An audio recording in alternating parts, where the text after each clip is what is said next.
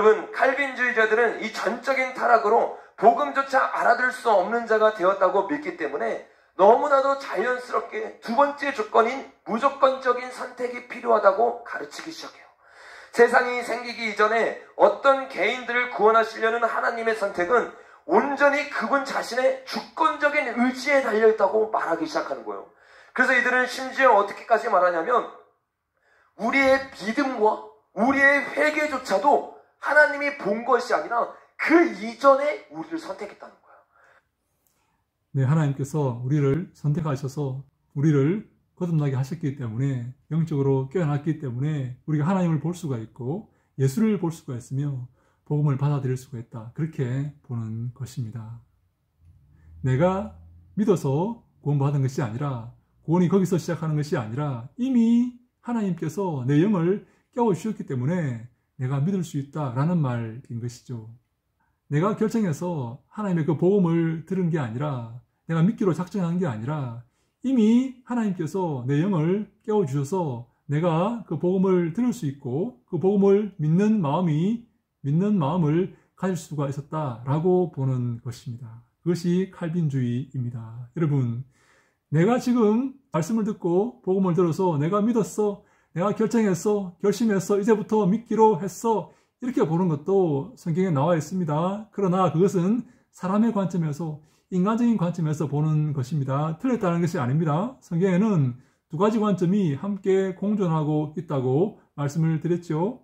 내가 결정해서 내가 믿었어 라고 말할 수도 있죠. 그러나 더 깊은 진리는, 영적인 진리는 하나님께서 내가 믿도록 하셨다, 믿기 전에, 내가 결심하기 전에 이미 하나님께서 내 영을 깨워주셔서 나를 살려주셔서 내가 그 말씀을 듣고 믿을 마음이 생기도록 하셨다라고 보는 것이 바로 영적인 관점, 칼빈주의의 관점입니다. 이 말이 굉장히 황당한 이야기예요. 우리의 믿음으로 구원받았다고 루터는 말했는데, 칼빈의 5대 교리는 뭐라고 말하냐면 회개뿐만 아니라 믿음조차도 주님이 본 것이 아니라 그 이전에 그냥 선택을 했다는 거예요. 루터가 말하는 그 믿음은 제가 아까 말씀드렸죠. 믿음이란 용어는 하나님의 은혜로 구원받았다는 그 사실을 말하고 있는 용어입니다. 루터의 이신증에는 내 노력이 아니라, 내 시도가 아니라, 내 작정이 아니라, 내 결심이 아니라 하나님의 선물로, 하나님의 도우심으로, 인도하심으로 하나님이 깨워주시고 살려주셔서 내가 구원받았다라는 그런 말씀입니다. 그것이 바로 이신칭의 교리입니다. 내가 믿어서 구원받았다면, 내가 노력해서 구원받고, 내가 작정해서 내가 내 발로 교회에 가서 구원받았다면 내가 자랑할 수 있고 내가 내세울 수 있지만, 다시 말해, 너는 절로 왔고 나는 교회로 왔어, 그래서 나는 구원받았어 라고 자랑할 수 있겠지만 이것은 자랑할 수 있는 것이 아닙니다. 하나님의 도우심과 인도하심을 표현하는 말이 믿음이라는 말이다 라고 말씀을 드렸습니다. 하나님의 구원은 전적으로 하나님의 도우심이요, 하나님의 선물이며 은혜이다 라는 말씀하는 것이 바로 이신칭의의 교리입니다. 그 선택을 통해서 어떻게 돼요? 우리가 구원을 받은 거고, 주님이 구원하셔서 그들에게 믿음과 회개를 줘서 구원에 이르게 했다는 거예요. 여러분, 이 칼빈의 교리가 말하는 논리대로 따라가기 시작하면요, 하나님이요 구원을 먼저 주시고 믿음을 주셨다는 거예요. 네, 구원의 서정, 칼빈주의 구원의 서정이 그렇게 말하고 있습니다. 먼저 중생 다음에 소명과 중생과 회개 다음에 믿음이 등장합니다. 이것이 바로 칼빈주의 교리입니다. 먼저 우리에게 중생을 주신 후에 우리가 깨어나서 거듭나서 이제 하나님을 보게 되고 예수를 보게 되고 복음을 보게 되고, 그래서 예수를 구주로 믿게 되는 것입니다. 이것이 칼빈주의의 구원의 서정입니다. 여러분, 이 논리가 말이 되는 소리입니까? 믿음으로 구원을 받는 거지 구원으로 믿음에 이르는 것이 아니에요. 아멘. 믿음으로 구원받는다는 말은 제가 말씀을 드렸죠. 하나님의 은혜로 구원받는다, 하나님의 도우심으로 구원받는다, 선물로 구원받은 것이다, 내가 노력한 게 아니다, 내가 시도한 것이 아니다, 내가 결정한 것이 아니다, 하나님의 전적인 도우심과 인도하심으로 구원받는다라는 것을 표현하는 전문 용어입니다. 믿음이란 말은 그것을 이해해야 됩니다. 성경에 믿음이란 말이 나올 때 여러분 두 가지로 기억해야 됩니다. 하나는 아까 제가 말씀을 드린 그 전문 용어, 하나님의 은혜이다, 선물이다, 도우심이다라는 것을 표현하는 전문 용어로서 믿음이고, 다른 하나는 어려움을 돌파하는 믿음. 첫 번째 믿음에서 나온 믿음입니다. 마귀를 대적하는 믿음, 하나님의 역사를 이루는 그 믿음, 이것이 두 번째 믿음입니다.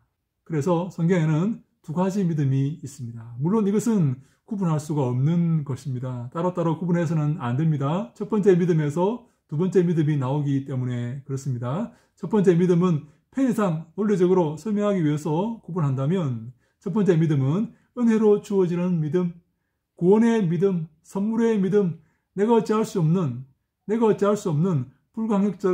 불가항력적 은혜로서의 믿음이고, 두 번째 믿음은 역사하는 믿음, 싸우는 믿음, 마귀를 대적하는 믿음, 그것을 두 번째 믿음이다라고 설명할 수가 있는 것입니다.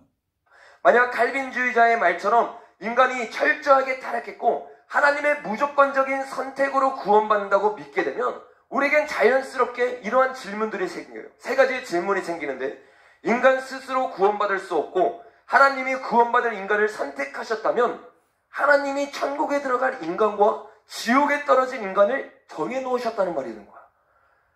여러분, 이게 말이 되는 소리예요? 하나님이 지옥 갈 사람을 정해놨다는 거야.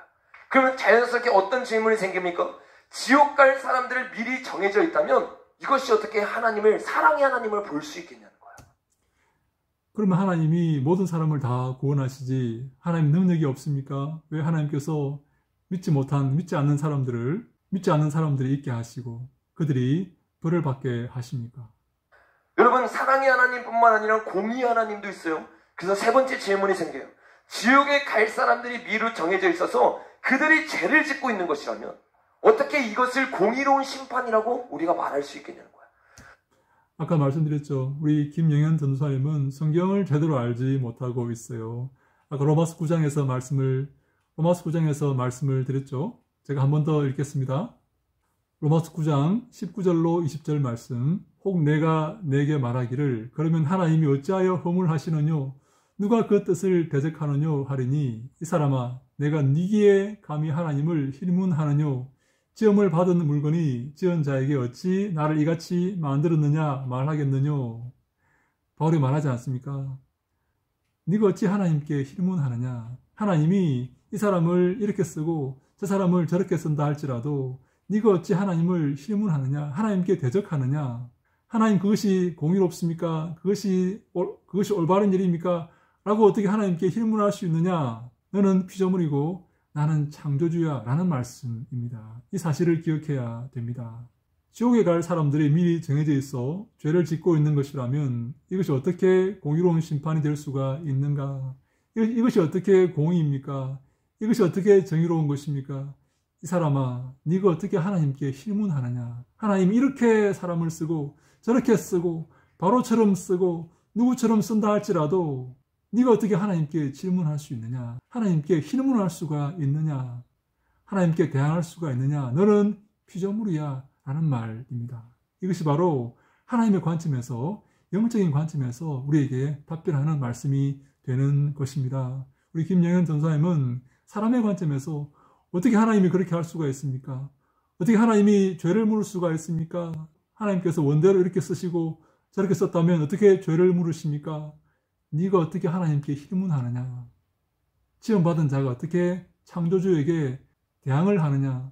토기장이가 그릇을 이렇게 쓰고 저렇게 쓰고 필요 없는 그릇을 깨어버렸다 할지라도 그 토기장이에게 대항할 수가 있느냐라는 말입니다.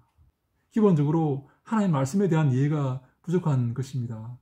하나님이 그 이전부터 이미 정해놓으셔가지고 이 사람은 천국 갈 거고 지옥 갈 걸 정해놨어요.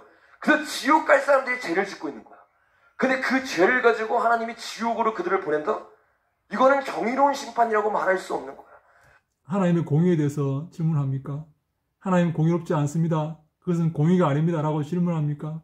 이 사람아, 네가 니기에 하나님께 질문하느냐? 하나님이 원하시는 대로 이렇게도 하시고 저렇게도 하신다라고 성경이 우리에게 말하고 있는 것입니다. 성경을 봐야 됩니다. 성경이 뭐라고 말하는지를 봐야 됩니다. 인간의 힘으로 인간의 뜻으로, 인간의 논리로 봐서는 안 됩니다.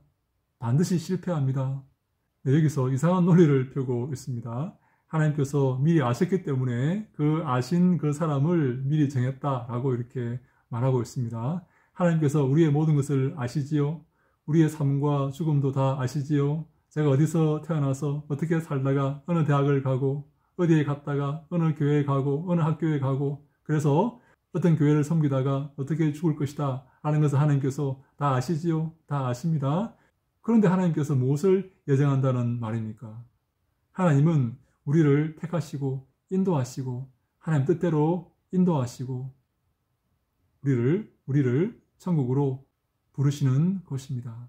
여기서 우리는 결정해야 됩니다. 내가 결정할 수 있느냐?